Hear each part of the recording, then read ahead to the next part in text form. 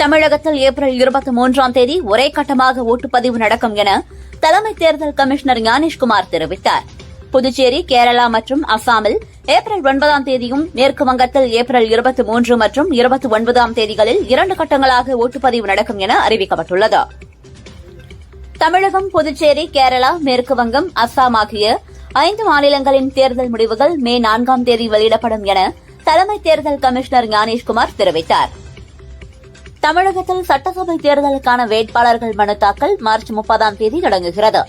வேட்புமனு தாக்கல் செய்ய கடைசி நாள் ஏப்ரல் 6ஆம் தேதி. வேட்புமனு பரிசீலனை 7ஆம் தேதி. வேட்புமனு திரும்பப் பெற ஏப்ரல் 9ஆம் தேதி. வாக்குப்பதிவு ஏப்ரல் 23ஆம் தேதியும், வாக்கு எண்ணிக்கை மே 4ஆம் தேதியும் நடைபெறுகிறது. ஒவ்வொரு வாக்காளர்களுக்கு தேவையான வசதிகளை செய்து கொடுக்க தயாராக உள்ளோம் என தலைமை தேர்தல் ஆணையர் ஞானேஷ்குமார் தெரிவித்துள்ளார்.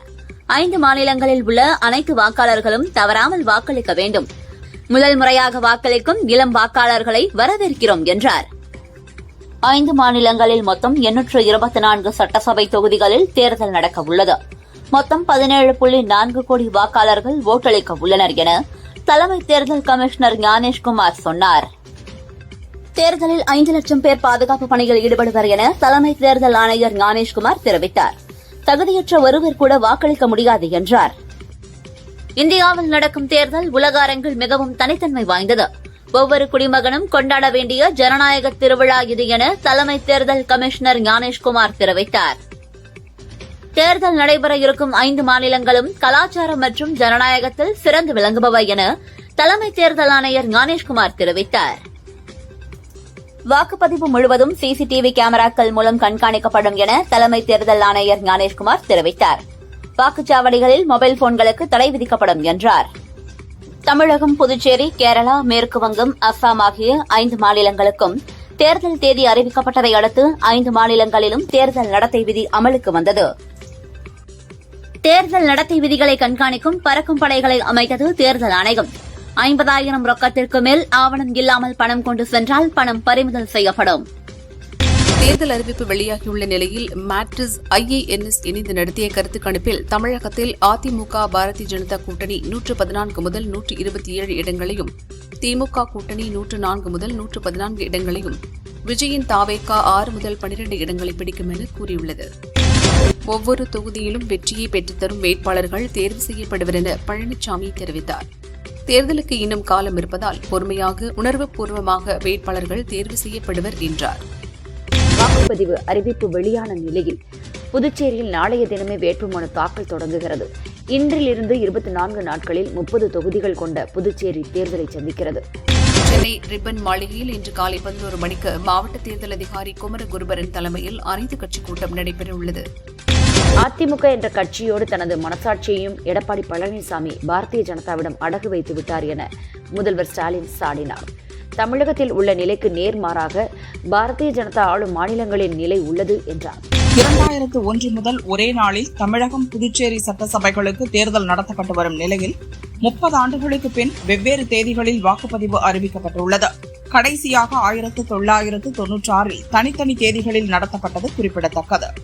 தமிழகம் மற்றும் புதுச்சேரி தேர்தலில் திமுக சார்பில் போட்டியிட விருப்பமனு அளித்த வேட்பாளர்களுக்கு மார்ச் 17 முதல் 22ஆம் தேதி வரை நேர்காணல் நடைபெறும் என அக்கட்சி அறிவித்துள்ளது.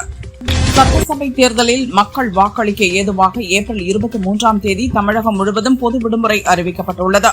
அதேபோல் புதுச்சேரியிலும் ஏப்ரல் 9ஆம் தேதி பொது விடுமுறை அறிவிக்கப்பட்டுள்ளது. அரசு அலுவலகங்கள், கல்லூரிகள் மற்றும் பொது நிறுவனங்களுக்கு இவ்விடுமுறை பொருந்தும் என கூறப்பட்டுள்ளது.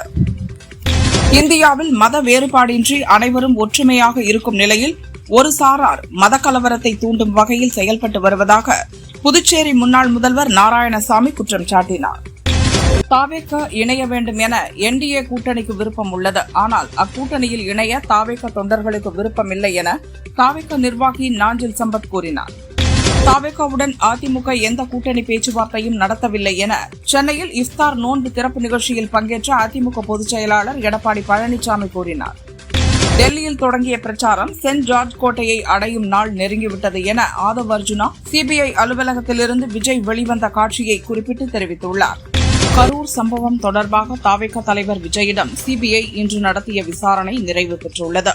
2 நாட்கள் விசாரணை நடைபெறும் என தகவல்கள் வெளியான நிலையில் நாளை விசாரணை இல்லை என தெரிவிக்கப்பட்டுள்ளது. இந்து சமயத்தை கேலி கிண்டல் செய்யும் அமைச்சர் பொன்முடி போன்ற நாத்திகர்களுக்கு ஆன்மீகவாதிகள் ஓட்டு அளிக்காமல் வரும் தேர்தலில் பாடம் புகட்ட வேண்டும் என இந்து மக்கள் கட்சி தலைவர் அர்ஜுன் சம்பத் தெரிவித்தார். 140 தொகுதிகள் கொண்ட கேரளாவில் 75 தொகுதிகளுக்கான வேட்பாளர்களை ஆளும் மார்க்சிஸ்ட் கம்யூனிஸ்ட் கட்சி அறிவித்தது. 7 இடங்களில் அக்கட்சியின் ஆதரவு பெற்ற சுயேட்சைகள் போட்டியிடும் நிலையில் மேலும் 4 இடங்களுக்கு வேட்பாளர் பெயர் இன்று அறிவிக்கப்பட உள்ளது. மீதமுள்ள தொகுதிகள் கூட்டணி கட்சிகளுக்கு ஒதுக்கீடு செய்யப்பட உள்ளது. தமிழகத்தில் தேஜா கூட்டணிக்கு போட்டியே இல்லை என தமிழக பாரதிய ஜனதா தலைவர் நயினார் நாகேந்திரன் தெரிவித்தார். விஜயுடன் கூட்டணி இல்லை என பழனிசாமி தெளிவாக கூறிவிட்டார். மற்றவர்கள் நம்மை கூட்டணியில் சேர்க்க முயற்சி செய்கிறார்கள். விஜயை முதல்வராக ஏற்றுக்கொள்கிறவர்கள் கூடத்தான் கூட்டணி என செங்கோட்டையன் தெரிவித்தார். தமிழக மக்களை காக்க வேண்டும் என்ற ஒரே நோக்கத்தில் அரசியலுக்கு வந்த விஜய்க்கு பொதுமக்கள் வாக்களிக்க வேண்டும் என கோபிச்செட்டிப்பாளையத்தில் தாவேக நிர்வாகி செங்கோட்டையன் வாக்கு சேகரித்தார். தமிழகம், புதுச்சேரி மாநிலங்களுக்கு தனித்தனியாக தேர்தல் தேதி அறிவித்துள்ளதில் உள்நோக்கம் உள்ளது என புதுச்சேரி காங்கிரஸ் தலைவர் வைத்தியலிங்கம் தெரிவித்தார். தமிழகத்தில் ஏப்ரல் 23 வாக்குப்பதிவு நடைபெறும் என அறிவிக்கப்பட்டுள்ள நிலையில் ஏப்ரல் 21, 22 ஆகிய தேதிகளில் ரயில் டிக்கெட்டுகள் முன்பதிவு முழுமையாக முடிந்துள்ளது. எனவே தேர்தலை முன்னிட்டு சிறப்பு ரயில்கள் இயக்க வேண்டும் என்ற கோரிக்கை எழுந்துள்ளது. எப்ஸ்டீன் குழுவினர் செப்டம்பர் 11 நடந்த தாக்குதல் போல இஸ்ரேல் மற்றும் அமெரிக்காவில் தாக்குதலை நடத்திவிட்டு அதற்கு ஈரான் மீது பழி சுமத்த திட்டமிட்டு வருவதாக ஈரான் பாதுகாப்பு கவுன்சில் செயலாளர் அலி லாரிஜானி தெரிவித்துள்ளார். அமெரிக்க மக்கள் எங்களின் விரோதி அல்ல என்றார். அமெரிக்காவுடன் பேச்சுவார்த்தை நடத்த விருப்பமில்லை என ஈரான் வெளியுறவுத்துறை அமைச்சர் அப்பாஸ் அராக்ஷி தெரிவித்துள்ளார். போரை முடிவுக்கு கொண்டு வரும் எந்த ஒரு முயற்சிக்கும் இடம் தயாராக உள்ளது என்றார்.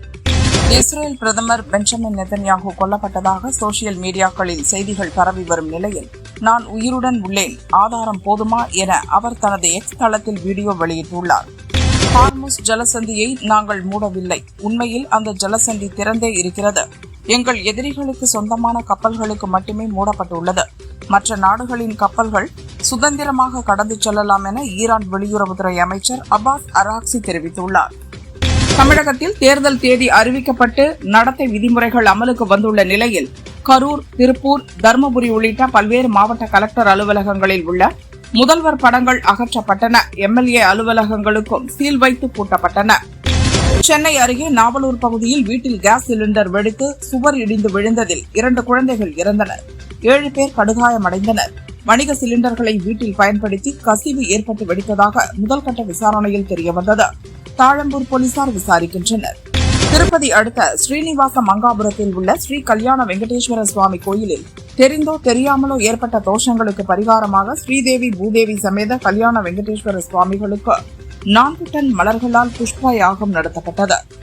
காஞ்சிபுரம் வரதராஜ பெருமாள் கோயிலில் பங்குனி மாத பிறப்பு மற்றும் திருவோண நட்சத்திர ஏகாதசியை முன்னிட்டு ஸ்ரீதேவி பூதேவியுடன் வரதராஜ பெருமாள் கோயில் உட்பிரகாரத்தில் உலா வந்து பக்தர்களுக்கு காட்சியளித்தார். கூட்டணி இன்னும் 1 வார காலத்திற்குள் இறுதி செய்யப்படும் என திமுக மூத்த தலைவர் இளங்கோவன் தெரிவித்தார். தேர்தலுக்கு திமுக தயாராக உள்ளது என்றார். எஸ்ஐஆர் பணிக்கு பிறகு தேர்தல் நடத்தப்படுவதால் தகுதியானவர்கள் மட்டுமே வாக்களிக்க முடியும். தகுதியற்றவர்கள் யாரும் ஒருவர் கூட வாக்களிக்க முடியாது என தமிழிசை தெரிவித்தார். தேர்தலை எதிர்கொள்ள தயாராக உள்ளோம் என வாசன் தெரிவித்தார். எங்கள் கூட்டணி பரப்புரையை ஏற்கனவே துவங்கியதால் வெற்றி உறுதி என்றார். நம்மை யாராலும் பிரிக்க முடியாது என சென்னையில் நடைபெற்ற இஃப்தார் நோன்பு திறக்கும் நிகழ்ச்சியில் முதல்வர் ஸ்டாலின் பேசினார். திமுக முஸ்லிம்கள் உறவு தலைமுறை கடந்தது என்றார். சிறுபான்மை மக்களை காக்கும் கட்சி அதிமுக, மதம் ஜாதிக்கு அப்பாற்பட்ட கட்சி அதிமுக என பழனிசாமி தெரிவித்தார். சிறுபான்மை மக்களை தாங்களே காப்பாற்றுவது போல் காட்டிக்கொள்கிறார் ஸ்டாலின் என்றார். கரூர் கூட்ட நெரிசல் தொடர்பாக தாவேக தலைவர் விஜயிடம் காலை 10:30 மணி முதல் மாலை 5:30 மணி வரை சிபிஐ அதிகாரிகள் 7 மணி நேரம் விசாரணை நடத்தினர். பாரதிய ஜனதாவின் கைப்பாவையாக தேர்தல் ஆணையம் செயல்படுவது தேர்தல் தேதி அறிவிப்பிலிருந்து தெளிவாக தெரிகிறது. தமிழகம், கேரளா, புதுச்சேரிக்கு ஒரே நாளில் தேர்தல் நடத்துவது வழக்கமாக உள்ளது. எல்லாவற்றையும் எதிர்கொள்கிற அறிவும் அரசியல் புரிதலும் தமிழக மக்களுக்கு உண்டு என காங்கிரஸ் எம்பி ஜோதிமணி கூறினார். சிறுபான்மையினருக்காக முதலில் குரல் கொடுப்பது திமுக தான் என முதல்வர் ஸ்டாலின் தெரிவித்தார். சிறுபான்மையினருக்கு எதிராக நாடு முழுவதும் வன்முறைகள் நடக்கின்றன என்றார். எதிர்க்கட்சித் தலைவர் ராகுல் சில நேரங்களில் பார்லிமெண்ட் வாசலில் அமர்ந்து டீ மற்றும் பக்கோடா சாப்பிடுகிறார் என அமித்ஷா தெரிவித்தார். இது இந்தியாவை அவமதிக்கும் செயலாகும், பார்லிமெண்டின் கண்ணியத்தை குறைத்துள்ளது என்றார். விஜய் டூர் போவது போல சிபிஐ அலுவலகத்துக்கு ஜாலியாக சென்று விட்டு வருகிறார். எதற்கு ரஜினியை சீண்டுகிறீர்கள்? தேவையில்லாமல் வாயை கொடுத்து கெட்ட பெயர் வாங்கிக் கொள்ளாதீர்கள் என புரட்சி அண்ணா திராவிட முன்னேற்றக் கழக தலைவர் புகழேந்தி தாவேகாவை கடுமையாக விமர்சித்தார். சென்னையில் அதிமுக சார்பில் நடைபெற்ற இஃப்தார் நோன்பு திறக்கும் நிகழ்ச்சியில் நயினார் நாகேந்திரன், டிடிவி தினகரன், ஜி.கே. வாசன் உள்ளிட்ட என்டிஏ கூட்டணி கட்சி தலைவர்கள் பங்கேற்றனர். அன்புமணி பங்கேற்கவில்லை. தேர்தல் விதிகள் அமலாவதால் புதிய திட்டங்கள், நிதி ஒதுக்கீடு, சலுகைகளை அரசு அறிவிக்கக்கூடாது. அரசின் சாதனை விளம்பரத்திற்கு தடை. அரசு அலுவலகம், பொது இடங்களில் ஆளுங்கட்சி தலைவர்களின் புகைப்படம் எடுக்கப்பட்டது. தமிழகத்தில் காவல் நிலையத்தில் காக்கி சட்டை அணிந்த பெண்களுக்கு பாதுகாப்பில்லை. தமிழகத்தின் வரலாற்றில் இப்படி ஒரு கொடூரத்தை இதுவரை யாரும் பார்த்ததில்லை என நயினார் நாகேந்திரன் விமர்சித்தார். கடந்த 5 ஆண்டுகளில் 1.55 லட்சம் அரசு பணி நியமனங்களை செய்துள்ளோம். ஒட்டுமொத்தமாக 52,81,495 வேலைவாய்ப்புகளை உருவாக்கியுள்ளோம் என முதல்வர் ஸ்டாலின் தெரிவித்துள்ளார். அதிமுக ஆட்சி மன்ற குழுவை திருத்தி அமைத்து அக்கட்சியின் பொதுச் செயலாளர் எடப்பாடி பழனிசாமி அறிவித்துள்ளார். அதன்படி அதிமுக ஆட்சி மன்ற குழு தலைவர் எடப்பாடி பழனிசாமி, அவைத்தலைவர் தமிழ்மகன் உசேன் எனவும் அறிவிக்கப்பட்டுள்ளது. சென்னை திருவேற்காடு கருமாரியம்மன் கோவிலில் வரும் நவம்பர் 22ஆம் தேதி கும்பாபிஷேகம் நடத்தப்படும் என அமைச்சர் சேகர் பாபு கூறினார். கோயிலில் ரூபாய் 41.20 கோடி மதிப்பீட்டில் பாரம்பரிய முறைப்படி பராமரிப்பு பணிகள் மேற்கொள்ளப்படும் என்றார். பாஜக, தவேக தனித்தனியாக வந்தாலும் சரி, கூட்டணியாக வந்தாலும் சரி, அவர்களை நாங்கள் சந்திப்போம். அதே நேரம் மக்கள் எப்போதும் எங்கள் பக்கம்தான் என செய்தித்துறை அமைச்சர் சாமிநாதன் சொன்னார். சட்டசபை தேர்தல் பணிகளுக்கான பிரச்சார குழுவை அதிமுக பொதுச் செயலாளர் பழனிசாமி அறிவித்துள்ளார். இதில் தம்பிதுரை எம்பி உட்பட 10 பேர் இடம்பெற்றுள்ளனர். கோவையில் மதுக்கரை சிறப்பு காவல் கமாண்டன்ட் அதிகாரி ஒருவர் பெண் காவலரை காவல் நிலைய அலுவலகத்தில் வைத்தே பாலியல் வன்கொடுமை செய்ததாக வெளிவந்துள்ள செய்தி திமுக ஆட்சியில் சட்டம் ஒழுங்கின் லட்சணத்தை பட்டவர்த்தனமாக்குகிறது என வானதி விமர்சித்தார். அதிமுக சார்பில் 4 பேர் கொண்ட தொகுதி பங்கீட்டு குழுவை அமைத்து அக்கட்சியின் பொதுச் செயலாளர் பழனிசாமி அறிவித்துள்ளார். கே.பி. முனுசாமி, திண்டுக்கல் ஸ்ரீனிவாசன், வளர்மதி, எஸ்.பி. வேலுமணி ஆகியோர் குழுவில் இடம்பெற்றுள்ளனர். கூடுதல் தொகுதிகளை விட கோரிக்கைகளை நிறைவேற்றுவதே முக்கியம். கோரிக்கைகளை திமுக ஏற்காத பட்சத்தில் ஏற்கும் கட்சிகளுடன் கூட்டணி அமைப்போம் என தமிழக வாழ்வுரிமை கட்சி தலைவர் வேல்முருகன் தெரிவித்தார். ஆனால் பாஜக தலைமையிலான கூட்டணியில் எங்கள் கட்சி இடம்பெறாது என்றார். லயோலா கல்லூரி கருத்து கணிப்பு அனைத்தும் பொய். இது கருத்து கணிப்பு இல்லை, கருத்து திணிப்பு என அமைச்சர் பெரியசாமி தெரிவித்தார். தோழமை கட்சிகள் கூட்டணியில் உங்களுடைய உரிமையை கேளுங்கள், ஆனால் காங்கிரசுக்கு ஏன் கூடுதலாக கொடுத்தீர்கள் என கேட்க வேண்டாம். எங்கள் வேதனையை புரிந்து கொள்ள வேண்டும் என செல்வ பெருந்தகை தெரிவித்துள்ளார். பெண் காவலருக்கு காவல் நிலையத்திலேயே பாதுகாப்பில்லாமல் இருக்கும்போது திமுக ஆட்சியில் பொதுமக்கள் எப்படி பாதுகாப்பாக உணர்வார்கள் என அண்ணாமலை கேள்வி எழுப்பியுள்ளார். தற்போது ஏற்பட்டுள்ள LPG சிலிண்டர் தட்டுப்பாட்டுக்கு ஈரான் இஸ்ரேல் போர் மட்டும் காரணமல்ல, மத்திய அரசின் மோசமான வெளியுறவு கொள்கைதான் என அமைச்சர் ரகுபதி கூறியுள்ளார்.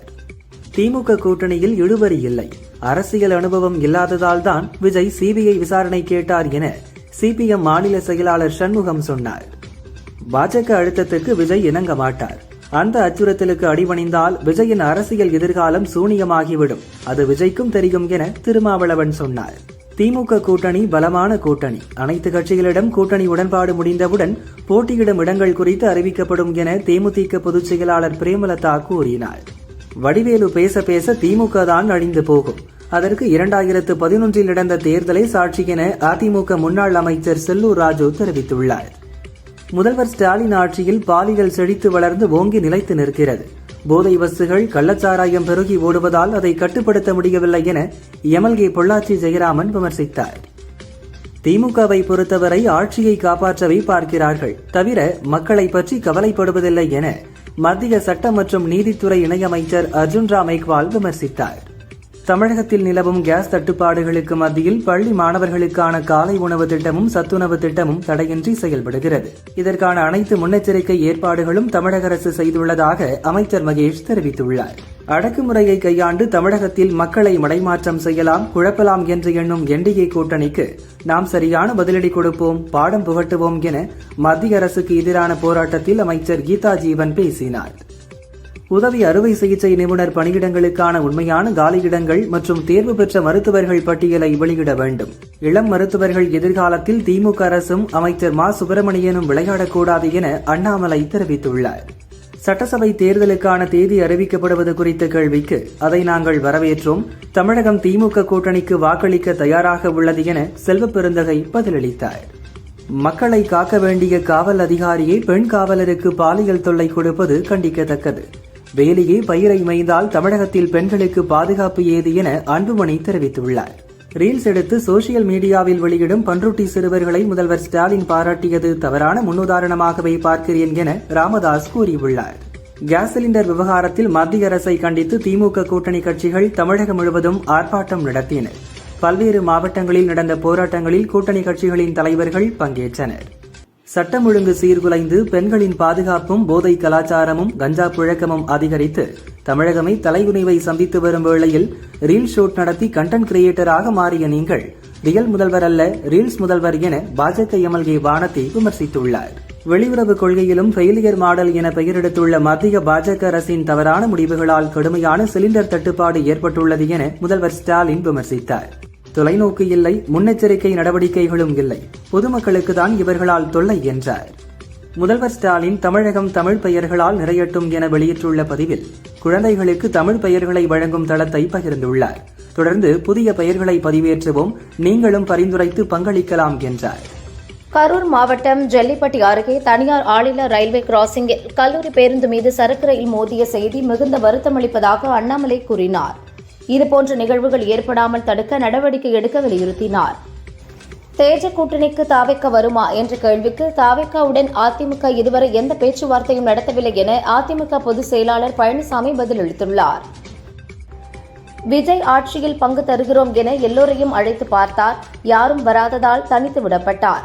என் தத்துவம் தனித்துவமானது, அதனால் தனித்து நிற்கிறேன். எங்களோடு தாவேக்காவை ஒப்பிடாதீர்கள் என சீமான் கூறியுள்ளார். தமிழக அரசியலில் தேர்தல் நெருங்கும் முன் ஒரு திருப்பம் இருக்கும், அதை பொறுத்திருந்து பார்ப்போம் என அண்ணாமலை கூறியுள்ளார். முதல்வர் ஸ்டாலின் பிறந்த நாளை முன்னிட்டு கோவை மாவட்ட வாக்காளர்களுக்கு டோக்கன் அடிப்படையில் திமுகவினர் சில்வர் அண்டா விநியோகித்து வருகின்றனர். மேலும் பரிசுப் பொருட்கள் வர உள்ளதால் டோக்கன்களை பத்திரமாக வைத்திருக்க அறிவுறுத்தி வருகின்றனர். தமிழகத்தின் 17வது சட்டசபை தேர்தலுக்கான வேட்புமனு தாக்கல் செய்ய கடைசி நாள் ஏப்ரல் 6ஆம் தேதி என இந்திய தேர்தல் ஆணையம் அறிவித்துள்ளது.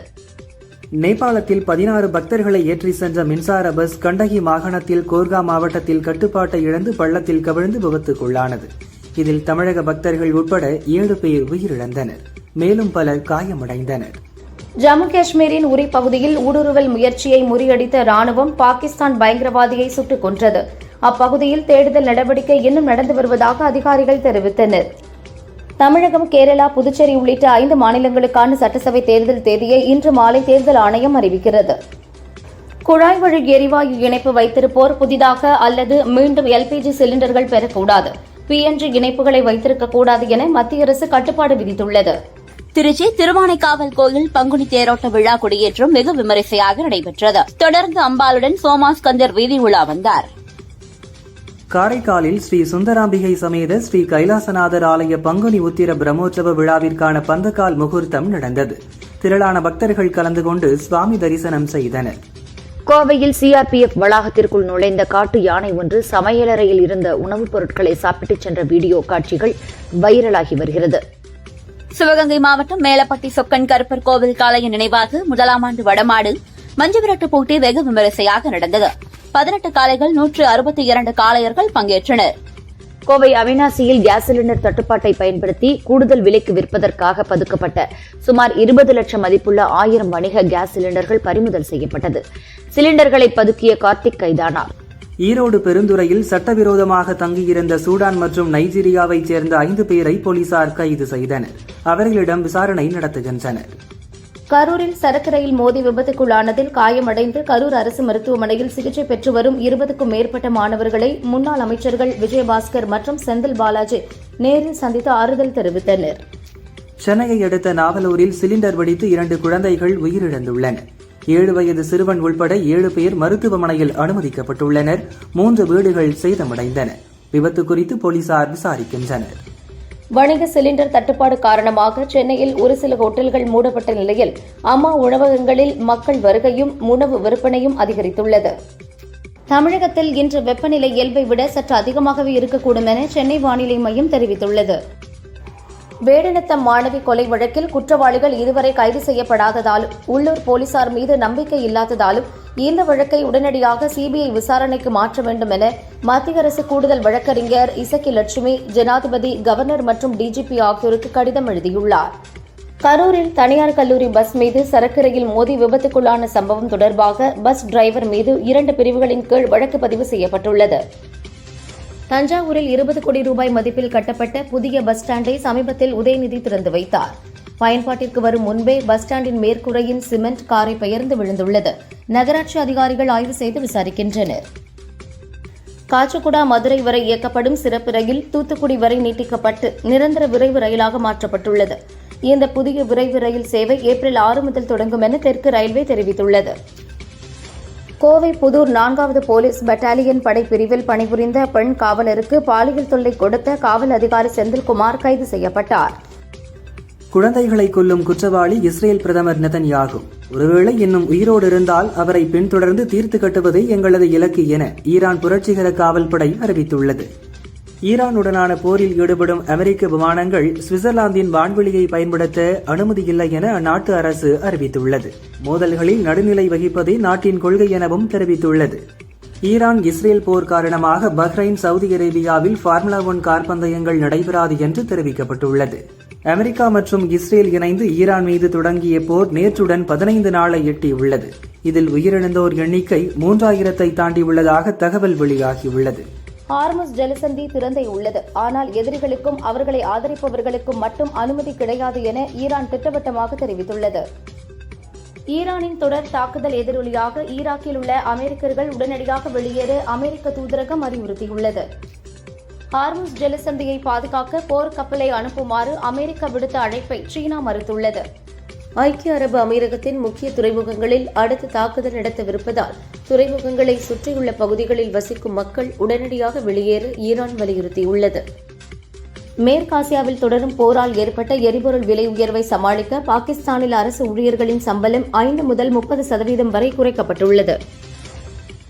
ஈரானின் புதிய உச்ச தலைவர் உட்பட 10 முக்கிய தலைவர்கள் குறித்து தகவல் அளிப்பவர்களுக்கு 100 கோடி ரூபாய் வெகுமதி வழங்கப்படும் என அமெரிக்க வெளியுறவுத்துறை அறிவித்துள்ளது.